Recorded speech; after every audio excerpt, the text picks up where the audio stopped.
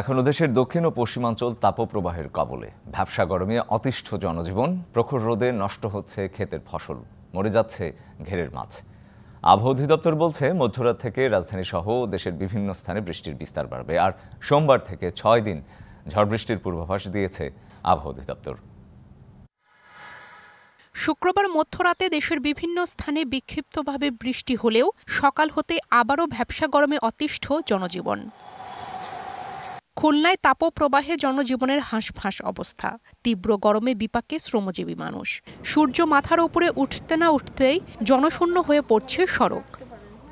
সবচেয়ে উত্তপ্ত জেলা চুয়াডাঙ্গায় বেশি বিপাকে দিনমজুর ও রিকশা ভ্যান চালকরা। প্রচণ্ড খরতাপে নষ্ট হচ্ছে ফসল, দুশ্চিন্তায় কৃষক। সাতক্ষীরায় প্রচণ্ড গরমে ঘেরে মরে যাচ্ছে মাছ, বিপুল আর্থিক ক্ষতির মুখে পড়ছেন মৎস্যচাষীরা।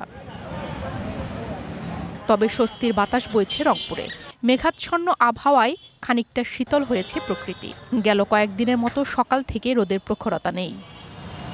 আজকে যদি সূর্য নেই সকাল থেকেই, তারপরও গরম একটু লাগতেছে, ব্যবসা গরম। 1 ঘন্টা গাড়ি চলে আর 1.5 ঘন্টা গাছের তলা শুয়ে জিরে লাগে। ব্যবসা গরম থাকলে এটা তাও অনেকটা মেনে নেওয়া যায়, কিন্তু এই 2-1 দিনের যে তাপমাত্রাটা ছিল এটা তো অনেক বেশি ছিল। আবহাওয়া অধিদপ্তর বলছে রাজধানী সহ দেশের বিভিন্ন এলাকায় মধ্যরাত থেকে বৃষ্টির বিস্তার ঘটবে।